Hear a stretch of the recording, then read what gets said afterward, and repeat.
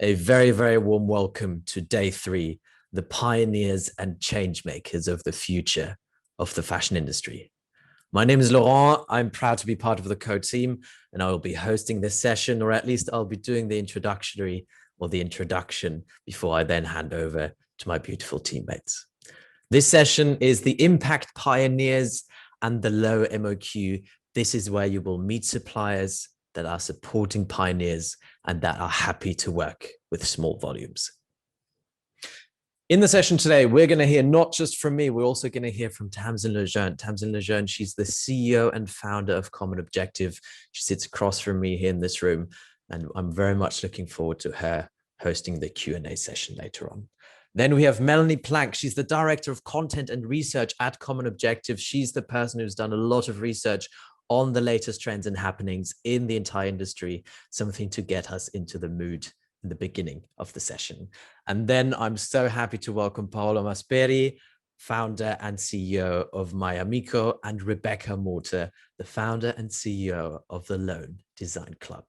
I'm not going to say too much about them because I'm sure they will have plenty of time to introduce themselves when we have them speak in the Q&A session. And then, of course, there is always some admin done. There are some people from our team here present. There is Ellie, who's going to introduce you to the breakout sessions. There's Manisha, there's Victoria, there is Andy, who's going to do the introduction to all of our exhibitors, to everybody and the entire team in the session as well. Feel free to connect with us. Feel free to write us messages on Co. This is why we've come up with messages on Co. We are super proud of it, so please make use of it. What's the agenda for today? For those who've already joined yesterday or the day before, you are very familiar with this agenda. We always follow this. So we start with a bit of an introduction. We start with the overview and we start with the trends presented by Melanie. And after the trends, we're going to do the Q&A with our experts. We're going to do the Q&A with Paola and the Q&A with Rebecca. And after that, we will introduce our suppliers. The supplier introduction is going to be done by Andy, and our suppliers present in the session today will have 60 seconds to introduce themselves. It is a challenge for everybody, but it's always very nice to hear when you have to condense information into 60 seconds. And after that, we split the group into smaller groups. That's when we go into the breakout sessions, and that's when it is your time to shine.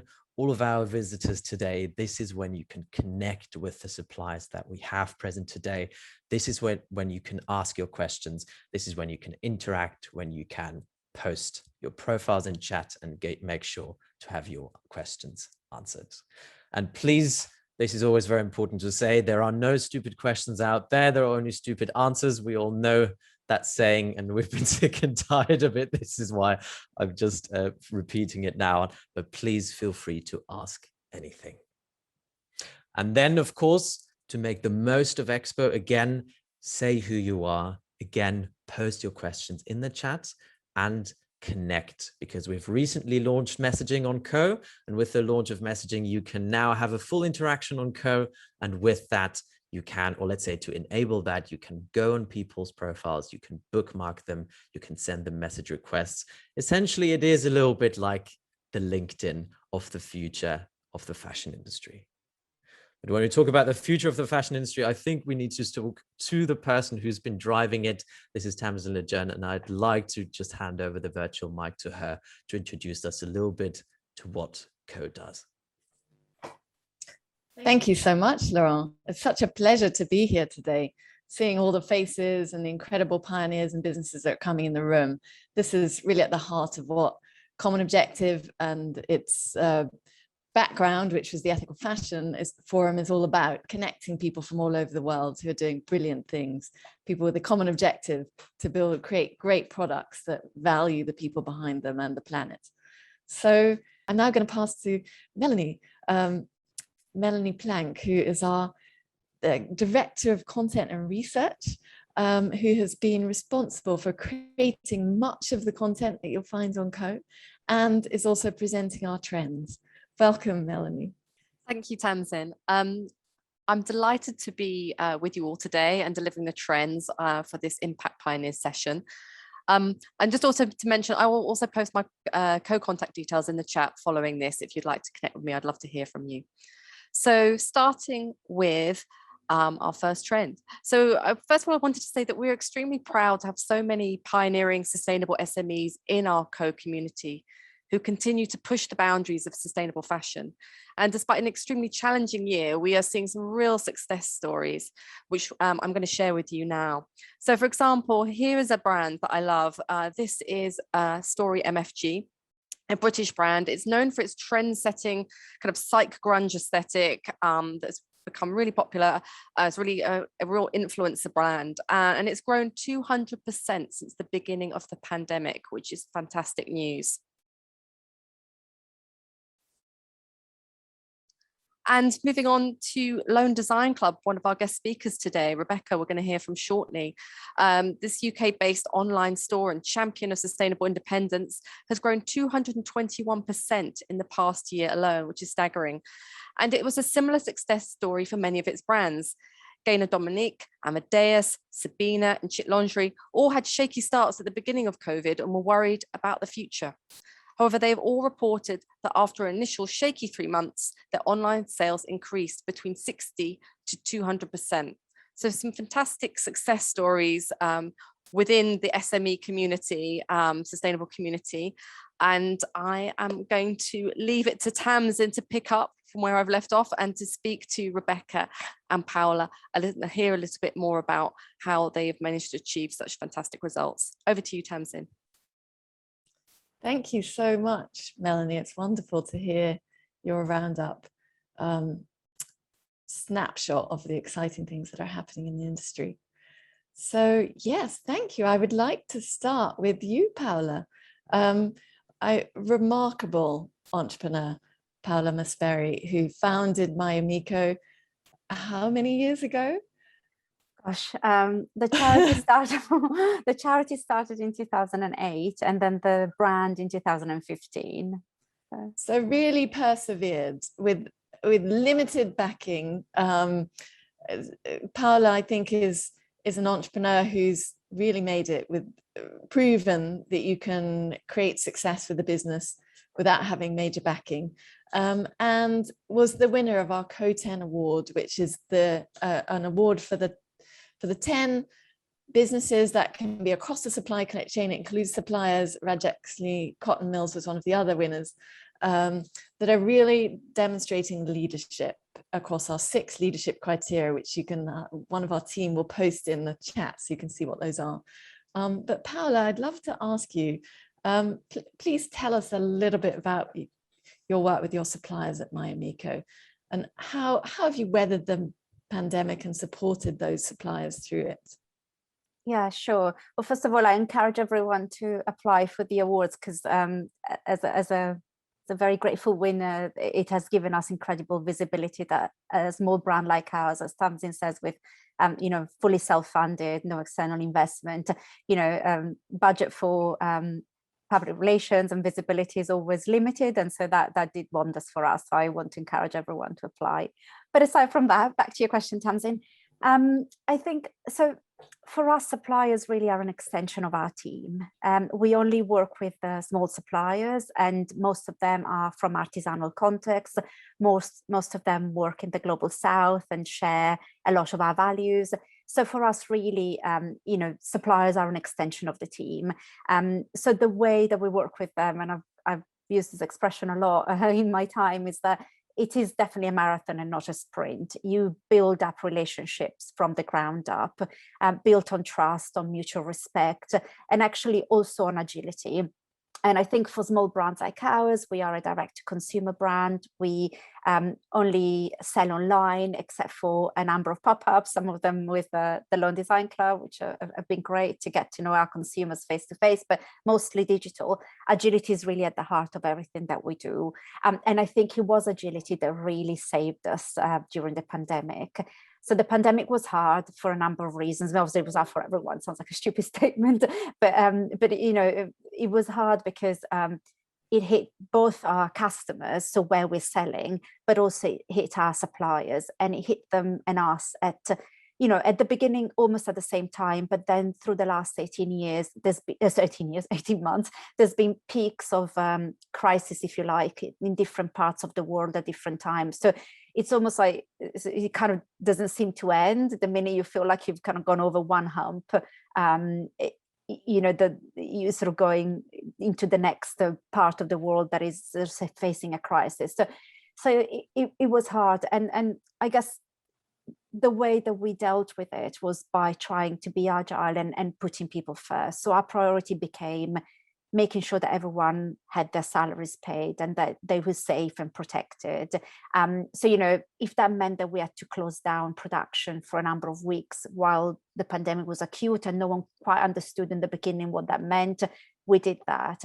And we had enough of a sort of buffer, and both in terms of cash flow and stock, to help us face that. So I think, you know, managing both our stock and our cash flow was really, really important, so that we were not so stretched that we came to a point that, you know, we were completely strangled.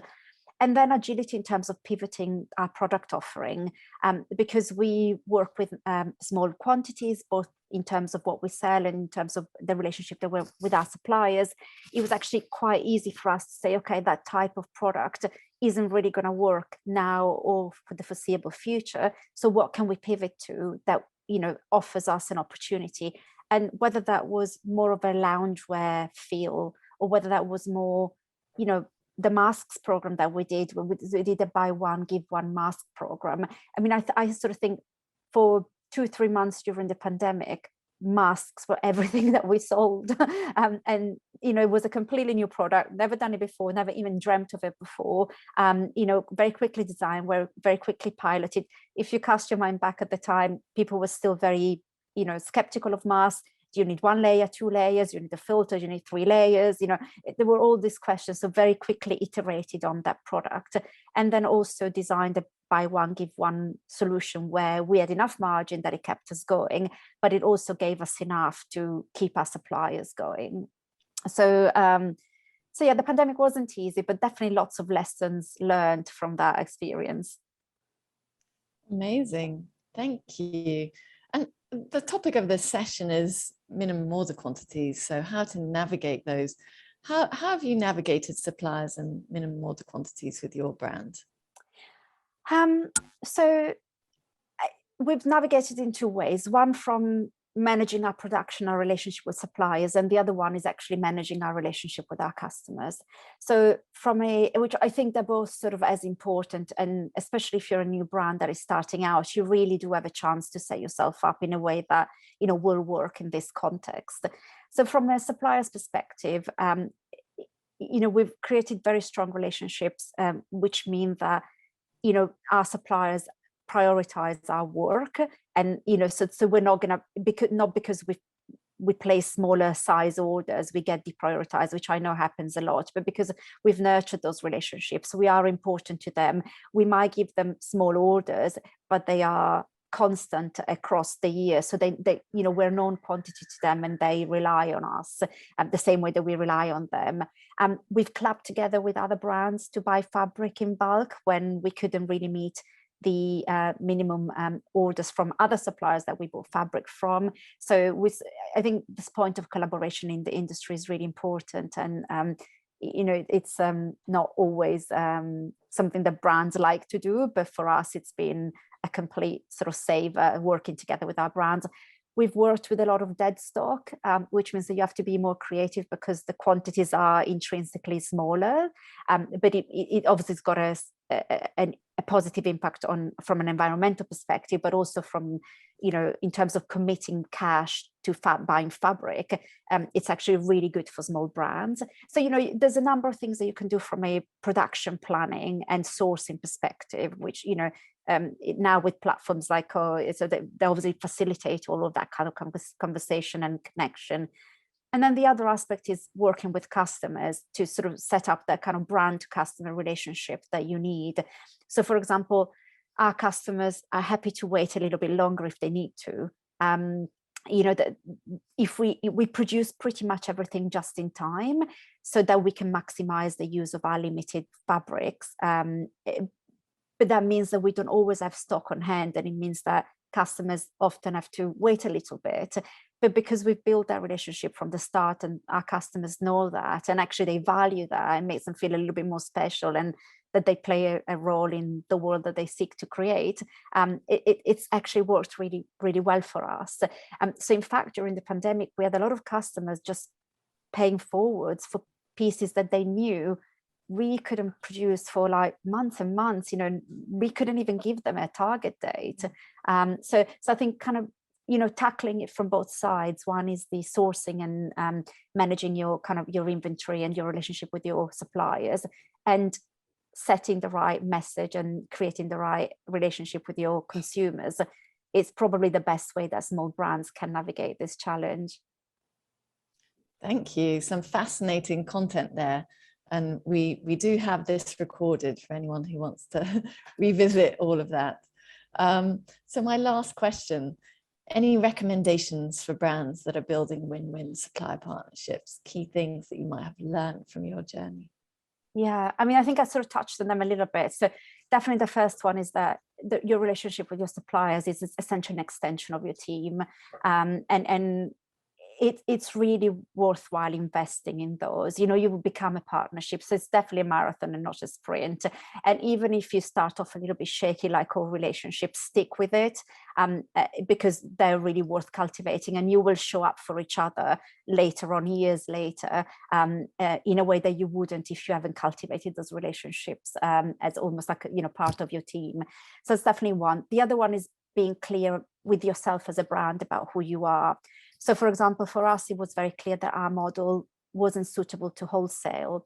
So we tinkered with it, we played around with it, we lost money with it. And then eventually we went back to what we kind of knew in the beginning, which was that we're just not set up as a wholesale brand. So, some others might be, but in our specific situation, context, wholesale doesn't quite work. So I think knowing that meant that we stopped investing time and resources in pursuing something that wasn't right for us. So, and that would be different for every brand. But for us, it was kind of understanding that, right, we're not a wholesale setup type brand. We need to focus on other ways of reaching our customers. And then the other thing is obviously setting up the relationship with your consumers in the right way. The expectation, they're buying from you because they love your products, but also they love you as a brand, and they get to know you as a brand. And like the same thing as the relationship with your suppliers, the relationship with the customers need to be cultivated over time and nurtured. And then you will create that community, which I think it's so crucial to the success of small brands, where you don't have that fast turnaround of product, you don't have new stock every week, you don't have crazy discounts, which we all know all the reasons why we don't want to do that, but we don't have that to build the relationship. So we need to build the relationship in another way. So I think those three would be my main pieces of advice. Thank you so much. Are you going to be able to stay in this session at all, Paola? So brilliant. So if you have questions, do post them in the chat. Perhaps we can, if you're in the breakout rooms, there might be a chance to connect as well. And you can connect Paola's obviously on code, so you can connect that way also. Thank you so much. We also have, thank you. We also have Rebecca Morter in the room, founder of Loan Design Club. Really, if you don't know it, please do visit the site. It's really inspiring. Over the years, I've seen the platform grow from strength to strength. They support new designers, emerging and growing brands that are really exciting from both a product and a sustainability perspective. So Rebecca, you represent a lot of brands. How have the most successful ones maintained orders during the pandemic? Yeah, well, first of all, thank you so much for having me here. It's great to be here. So many people on, which is amazing. We use the CEO platform a lot. I know Alice loves it, so it's great to be able to be a bit more involved, which is amazing. So going back to the question, sorry. Successful ones across the pandemic. I mean, to be honest, it's been really interesting. I was lucky enough to actually have a bit of a round table with about 8 of them, of our more established ones towards the end of the year, as kind of Christmas, early January time. And the biggest thing that came out from all of them was the first initial quarter or 3 months was very chaotic. A lot of them actually got COVID, or either their teams did or their supply chains, and they were heavily disrupted. I know a lot of them were thrown into quite a panic, and very, very worried about their businesses and how they would continue. But the interesting thing with all was that once those kind of initial 3 months had subsided and customers started to settle more into e-commerce, their production teams were getting back to it, everything was becoming a little bit more settled. Incredibly, they all saw huge increases in online orders, which has been absolutely phenomenal.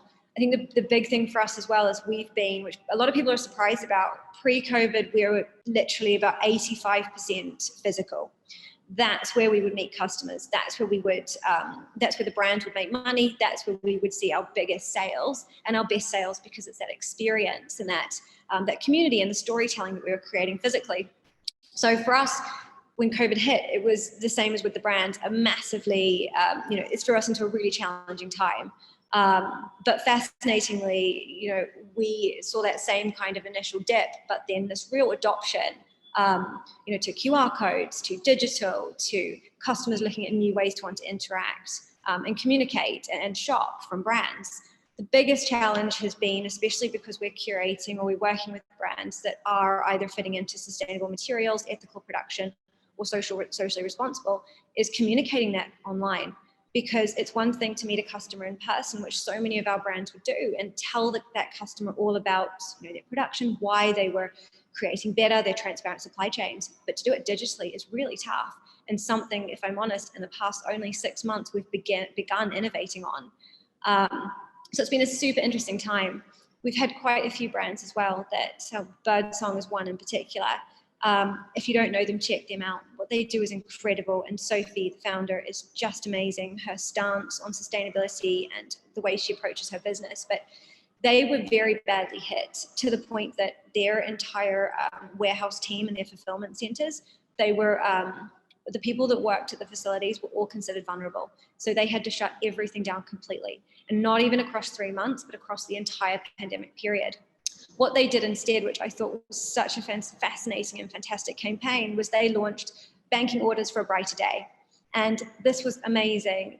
They were taking essentially pre-orders. No one knew when the order was going to arrive, but people really took to it. They took to it on social. People were purchasing. No one cared they wouldn't get it for a long time. What they cared about was that they eventually would get it, and they were keeping this brand alive. And the genuineness and that authenticity of the way Birdsong communicated, I think just really won so many more people over. And they've seen incredible growth across the past period. So there's been some, I think, going back to Paola's point about agility, only smaller brands could have really taken to, which has been absolutely fantastic to see. And I mean, yeah, as kind of Melanie said earlier, we're just really proud and excited by the growth that so many of these brands have seen. Especially products that you really do need to see them in real life, to touch, feel, to try. You want to have that experience, but seeing them now take off online has just been phenomenal. And they've been growing their teams as a response to this and really innovating, which has been fantastic. Amazing to hear about the creativity there. I mean, it's really using creativity to solve problems beyond just the design problem. And we're seeing that across the sector.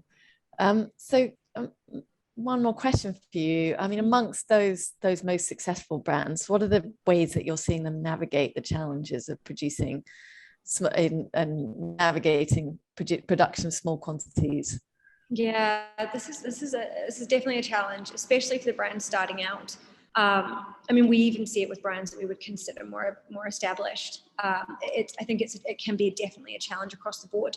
There's a few things I think some brands in particular, I think, are approaching this in a very smart way. The first one is that not starting or not approaching a collection as one collection, but approaching the way you construct a range to be timeless and to be continued year after year, season after season. So moving away from these trends is the first key here. We don't need to be, have a couple of styles in all different materials. If a fabric works, or spend time investing in particular materials, that you can either use one or two in an entire collection, or one or two or a few that are going to be staples across the board for the longevity of your brand. of course making updates as you go, but I think we've seen a lot of brands now taking this approach, which I think is fantastic, especially materials where it's greige and you can dye or you can print or you can do things to it. But just having one fabric essentially is really all you need. There's a couple of brands in particular, one called Marine Henrium, who does everything in France. She only uses one material. She buys the greige and she works directly with that factory. They're something like 15 miles maximum away from her studio.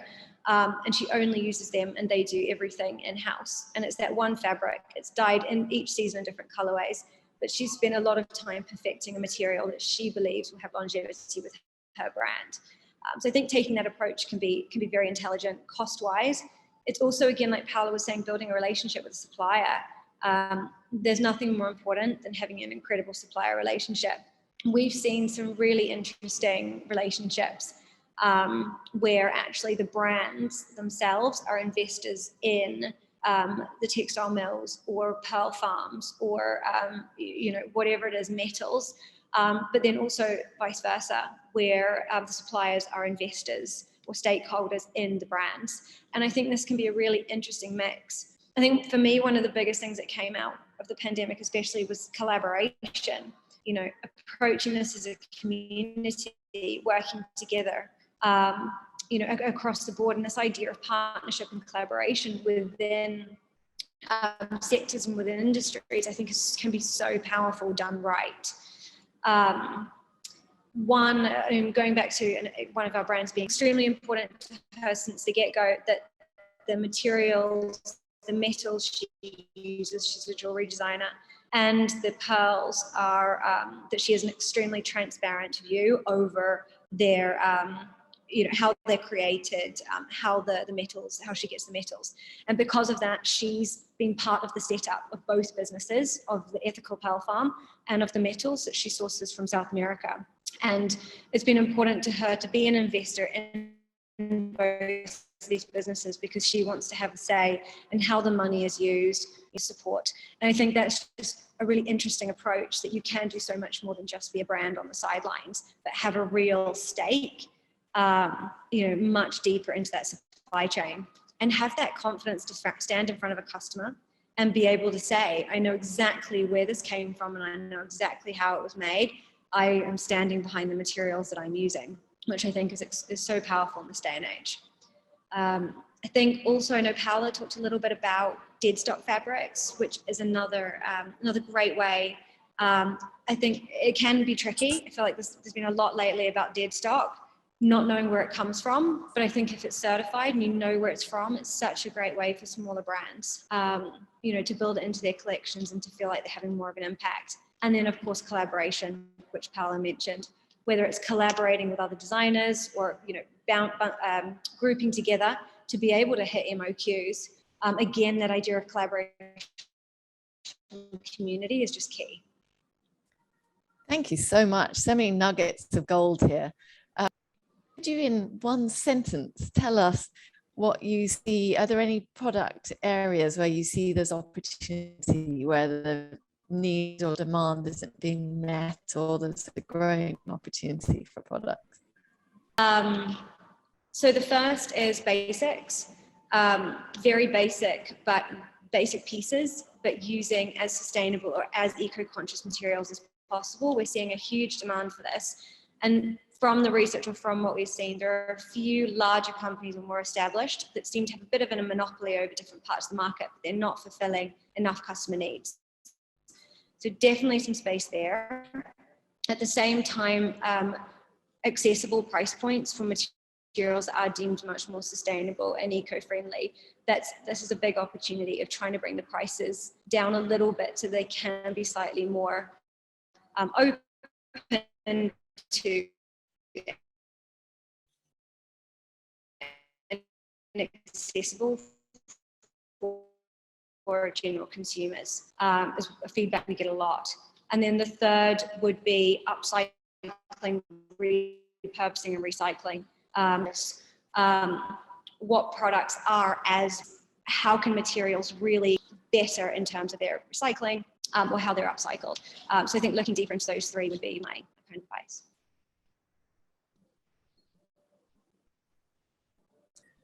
Thank you so much, Rebecca.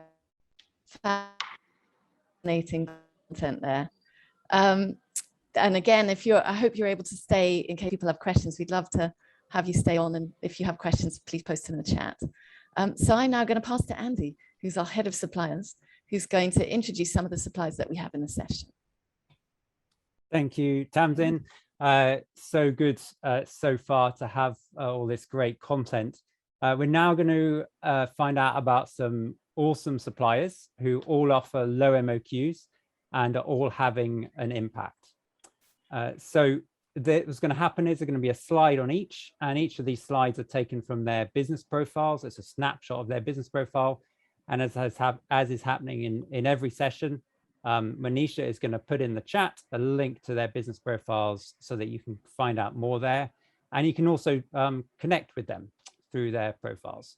So first up, we have Avani. And Avani is a non-profit organization. Their model is a transparent closed loop system in which farmers and artisans are directly employed and benefit at each step of the production process. They work with a variety of silks, wool and linen, and have an in-house natural dyeing unit. All the dyes they use to dye the yarn are 100% natural and are made from locally available plants and trees. So to find out more, Rashmi is going to now speak for 60 seconds. Thank you, Rashmi.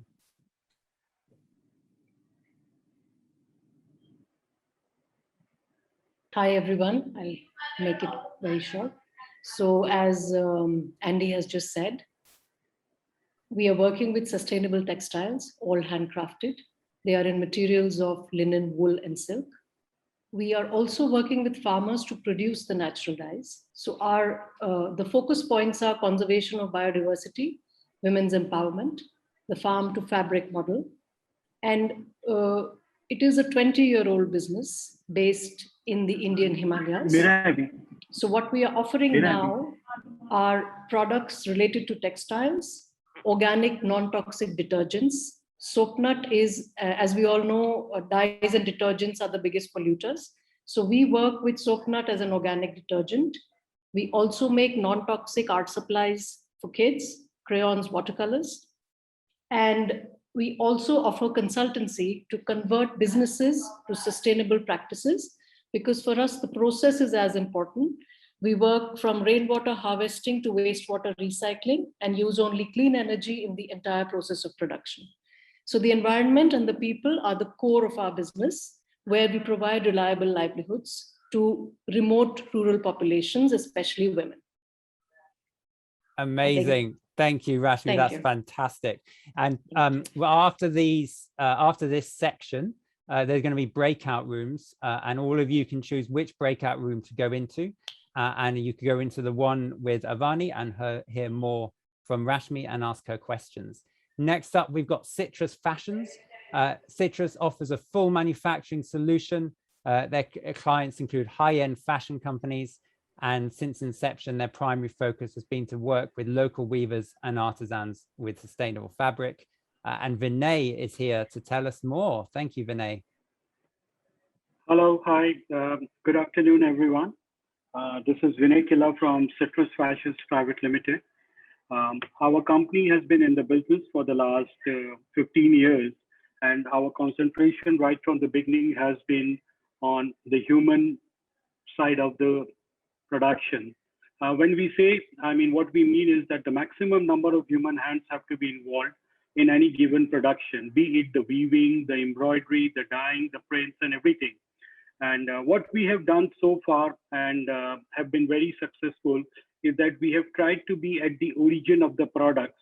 That is, when we are weaving, we go to the particular origin and weave the fabrics there. When it comes to dyeing and printing, we basically go into the village, which has the craftsmen available. Even so, when it comes to embroidery, we basically make a team who basically comes to the infrastructure, and today we have a team of about 65 people only doing the embroideries in-house. So what we try to tell you in short here is that our way of looking at sustainable fashion is not to only support what we are doing in terms of organic fabric, what we are doing in terms of natural fabric, but the whole cycle where the whole human chain is involved. as long as this human chain is involved and it keeps on prospering, I mean, we are able to provide them good employment, and basically the cycle keeps on moving. This is what we have to tell you from Citrus. Our main products again are basically scarves. We are into scarves, we are into resort wear, and everything what we do is basically made out of natural fabrics. All the embroideries are by hand. All the printing and dyeing are also done by hand process. So this is where we specialize, and this is where we concentrate upon. Thanks to everyone. Amazing. Thank you, Vinay. And if anyone wants to connect with Vinay, he'll also be in a breakout session. You can also click on his business profile, which has been posted in the chat, and connect with him through there. Next up, we've got Fairso. Fairso, based in Phnom Penh, Cambodia. They're a full-service ethical garment manufacturer, and their ethos is centered in proving that fair fashion can be high quality, profitable, environmentally conscious, and have a positive social impact for everyone in the supply chain. And I'm delighted now to hand over to Annalise, the founder. Mute's now off. It's great to be here, and thank you so much for inviting us to talk about Fairso. As Andy said, we are based in Phnom Penh in Cambodia. Our main focus for our business is to work on, as we're in this session, for low minimum quantities. Most of our clients are only making really, really small production runs of their products. And we're happy to do that. We like to do that. It gives us time to sort of learn about the whole product and really make it into a great piece of work. We like to work on more complex items. So we're actually happy working on things that are as complex as, say, wedding dresses. But for most of our clients, we probably do more things like dresses, pants, blouses, and these kinds of things. We like woven fabrics. It's probably our favorite thing to work on. Yeah, we definitely focus on more complex items. I think our third thing is that we're a full service. We do everything from product development to production. Our vision for the future is to be a branded manufacturer, so that when garments are picked up by a customer and they see Fairso, they know it's been made in good condition. We think that the biggest opportunity for fashion brands producing in the current climate is really to produce smaller quantities of better made products, good quality fabrics, well thought out designs, good construction, because fast fashion is really not sustainable.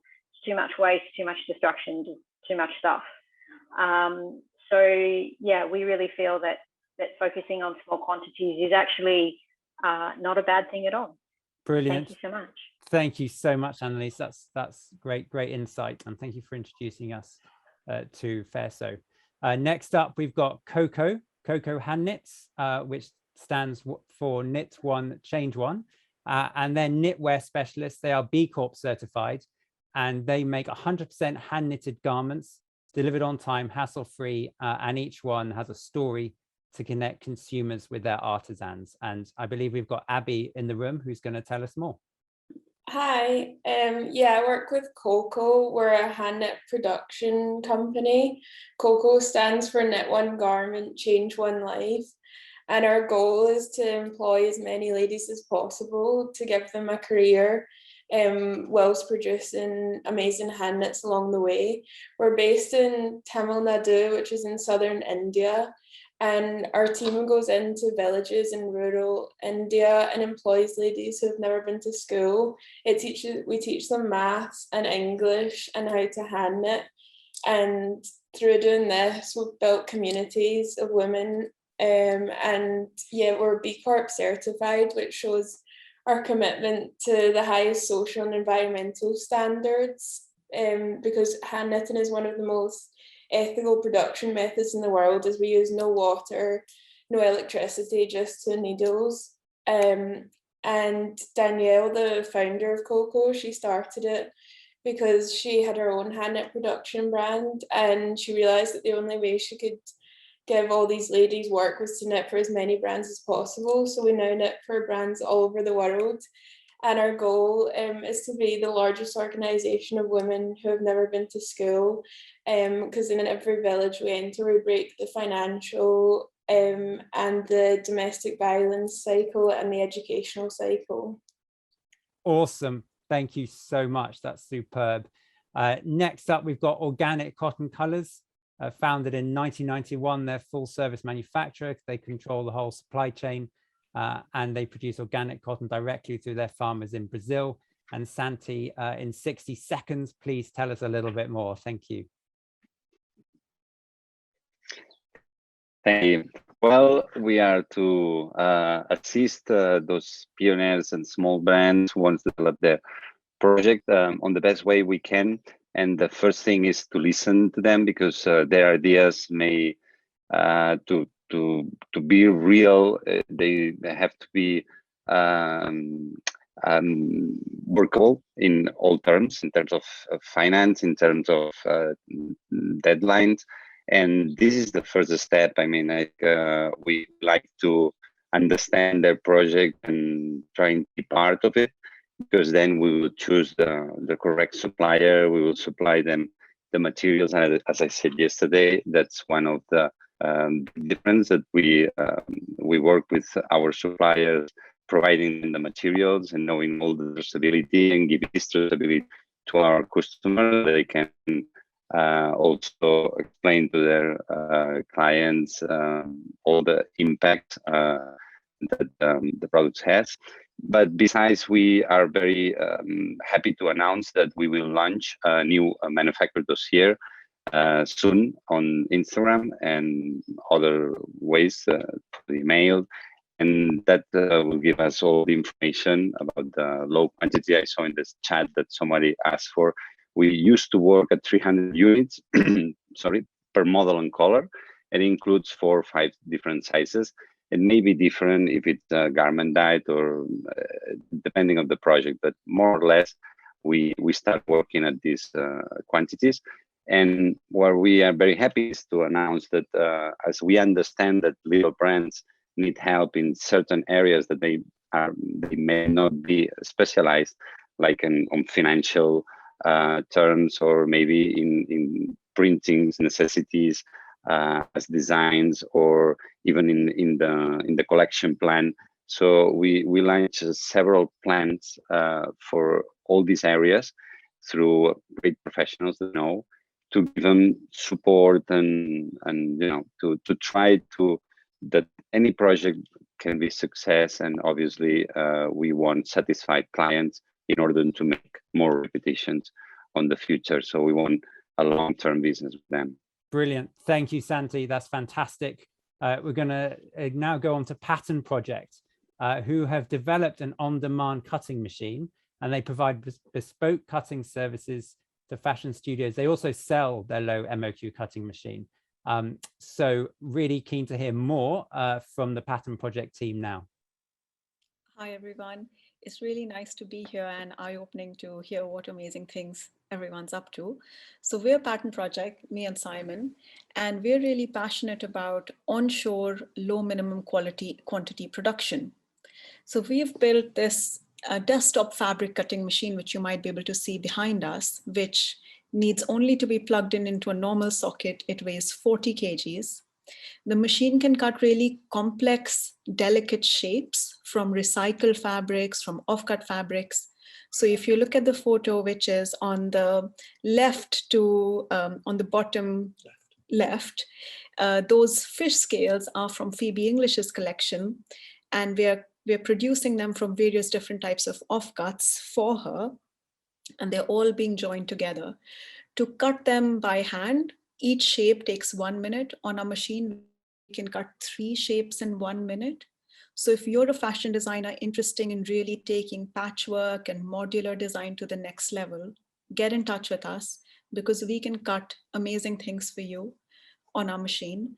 We also are looking for forward-looking fashion designers and fashion studios who want to have high street production, or production which is directly connected to a web store for on-demand production. By that I mean, say, if you have an e-commerce store, we can connect it to our machine so that if you're getting 10 orders a week, we cut them within 1 or 2 days of you having received the order. And we can partner with an amazing factory, which is just on the floor above us, called Phosphenes, to actually complete the production for you as well. So if you're really interested in innovative kind of cutting edge solutions within the UK, let us know, and we'd love to have a chat with you. Awesome. Thank you so much. It's painful cutting everyone off after such only a few seconds. These are all such great businesses, but we've got to fly through because we want to have a good amount of time in the breakout sessions. Next up, we got Victoria Road, who are a sustainable apparel design and manufacturing company located in Pakistan. And they've developed and produced collections sold at well-known retailers and high-end boutiques. And we've got Shannon, the co-founder here. And Shannon, over to you for your 60 seconds. Thank you. Hi, I'm Shannon Brewer. I co-founded Victoria Road. I'm an American, but I'm based in Karachi, Pakistan. And we set up Victoria Road a number of years ago. And what we're doing today is manufacturing using sustainable materials and fair trade work practices in small batches with an option for just-in-time inventory replenishment. And when we say small batches, we mean 5 to 15 pieces generally per style and per design. We do everything from the design and development, from pattern creation, sizing, grading. Basically, if you give us a photograph of something, we can create it. We do all of the fabric sourcing, and we work directly with all local manufacturers, from the people who grow the cotton to the people who gin and spin it and ultimately weave it. We also have an ability to buy dead stock. We work in wovens and knits. Most of our knit is produced, is bought directly from the larger brands that do export. So we have very high quality, access to very high quality knits, which would otherwise, I wouldn't say it'd go to a landfill, because in Pakistan, nothing really goes into a landfill. Everything is reused and repurposed. But it, in our case, becomes repurposed for something that we can feel good about. Currently, we're producing for a number of clients in the US. We have one client in Amsterdam, but we are looking for ways to expand. We have our own brand, and we do direct to consumer, and we do a little bit of wholesale, but our interest is really recently, especially since COVID, in figuring out how to change the supply chain and be able to get smaller quantities to more small businesses and be able to eliminate waste and overproduction. Superb. Thank you, Shannon. Excellent. What incredible businesses. I'm just going to mention 3 more to you now who are all exhibiting in other sessions. Either one's gone or coming up, but they're particularly also relevant for this. So I will just run through them very quickly. There's AG Textile Studios, who are a sustainable, innovative textile materials agency based in London. And they source circular and closed loops, ethical production processes, and radical transparency. They focus on both social and environmental impact. Natratex Eco Peru, who have been on a mission since 1977 to restore dignity and a degree of self-sufficiency to Peru's extraordinary textile history. And they reutilize and repurpose agricultural and industrial technologies that generate self-sufficiency. And finally, before we go into breakout rooms, I want to mention Threads of Peru, who create unique hand-woven accessories and home textiles, offering a genuine connection to the people and culture of the Andes. Now, I'm going to hand back to Tamsin and Ellie, who are very quickly going to introduce us to breakout rooms and tell us how to get into them. Thank you so much, Andy. And we've had a few questions in the chat about getting access to these contacts. You can find all of these in the exhibitor hub on Co. One of the team will post that in the chat. And we will also be uploading this presentation, so you can download it and all the links will work and take you to the profiles. 3 breakout rooms that we have. So we're going to extend this. So it says 3:20, but we're going to extend it to 3:25. So you've got 25 minutes in the breakout rooms before we'll move back into the main room. So you can, the first breakout room, Asia, will include 3 suppliers, Avani Kamayan, Citrus Fashions, and Fair Sew. You can also join the Europe session, Organic Cotton Colors and Pattern Project, or Building Bridges, which is the kinds of organizations, as Victoria Road and Cocoa Hand Knit, who are building bridges between entrepreneurs and business owners and production elsewhere in the world. So they offer almost an agency service to support your production from start to finish. So just to let you know that you can also move between groups, because I can imagine that the decision here is quite difficult. I'm going to pass to Ellie to tell you how to move into these groups. Each group will be hosted by a member of the co-team, and we'll try to move into those the host will try to move into those sessions as soon as possible, so we're there for you.